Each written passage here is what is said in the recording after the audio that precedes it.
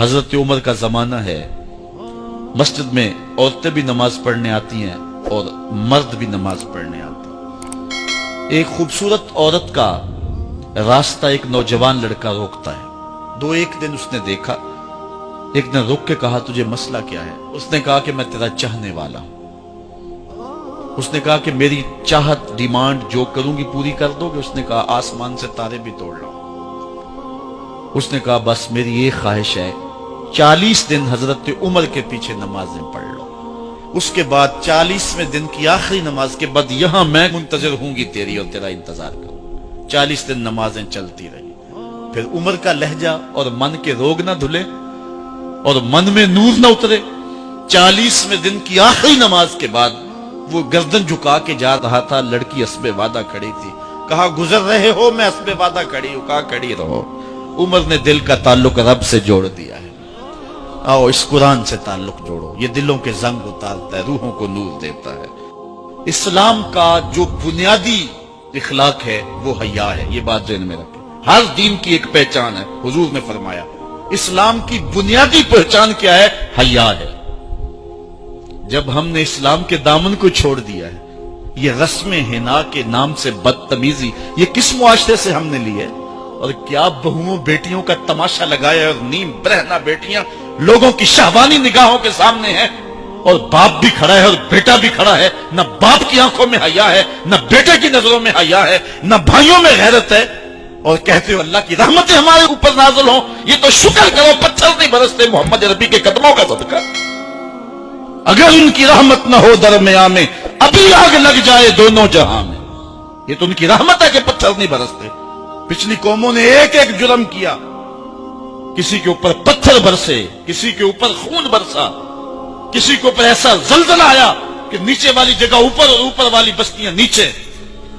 لیکن اس امت پر ایسا نہیں ہوگا، اور اللہ نے فرمایا ما کان اللہ لیعذبہم وانت فیہم، محبوب تیری وجہ سے میں عذاب نہیں اتارا ورنہ پیس کے رکھ۔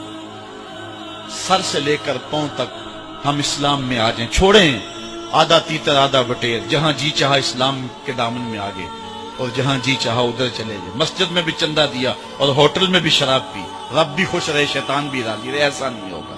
رب کہتے نہیں کہ میرے ہو تو پھر میرے ہی ہو۔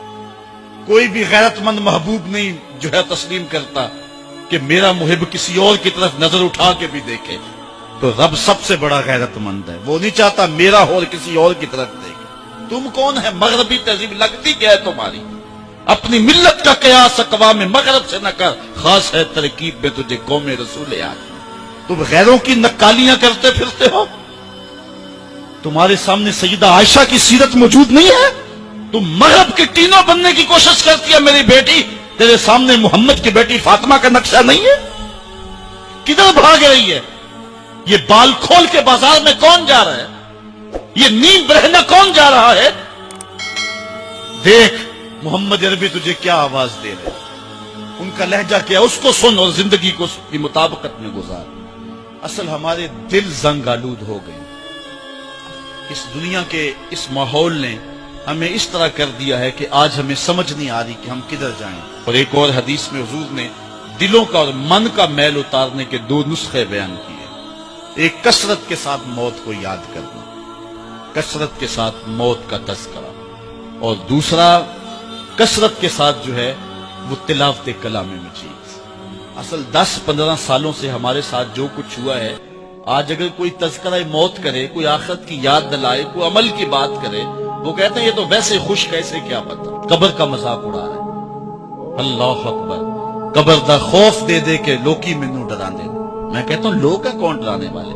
منکر نکیر کا پتہ آمنہ کے لال نے دیا ہے۔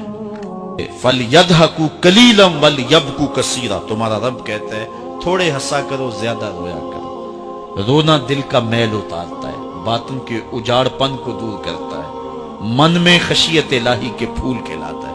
اور حدیث میں آتا ہے وہ آنکھ خوف خدا کی وجہ سے روئی اور ایک بال کی جڑ بھی بھیگ گئی، کل قیامت کے دن وہ بال جہنم میں نہیں جانے دے گا۔ عرض کرے گا مالک یا اسے جنت دے دے یا مجھے نکال لے، تو رب بال تو نہیں نکالے گا، اللہ تعالیٰ اس شخص کو جنت عطا فرمائے۔ لا خیر فی عین لا تبکی من خشیت اللہ. امام ابو نعیم نے لکھا حلیہ میں، اس آنکھ میں بھلائی کوئی نہیں ہے جو خوف خدا میں روتی نہیں. رونے کا مزاج بناؤ، طبیعت کے اندر نرمی پیدا کرو. اگر طبیعت سخت ہے، بعض لوگ تباً سخت ہوتے ہیں، تو روزانہ شام کے وقت قبرستان میں جا کر کے کچھ وقت گزار کے آیا کرو.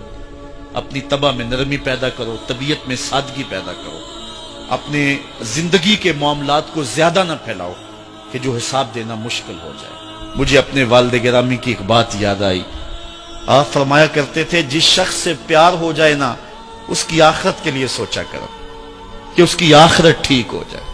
اس کے لیے محنت کرو، کوشش کرو، جو تم کر سکتے ہو کہ اس کی آخرت ٹھیک ہو جائے. ہاں، ہر بندہ چاہتا تو یہ ہے کہ میری زندگی آسودہ ہو.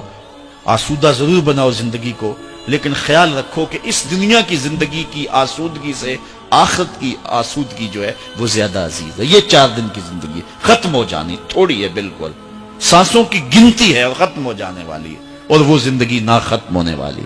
اس لیے خندق کھودتے صحابہ پر جب حضور کو پیار آیا تو دعا کیا دی، اے اللہ میرے انصار کو بھی بخش دے، میرے مہاجروں کو بھی بخش دے. چونکہ زندگی تو آخرت کی زندگی ہے، ان کی آخرت کی زندگی کے لیے خاص طور پہ دعا مانگی. اس لیے اپنی آخرت کی زندگی کے بارے ترجیحاً ہم سوچیں اور اپنی زندگی کو بہتری کی طرف لے جائیں. 5 گانا نماز شعار زندگی بنا لیں. زندگی جاتی ہے تو جائے، لیکن نماز نہ جانے پائے.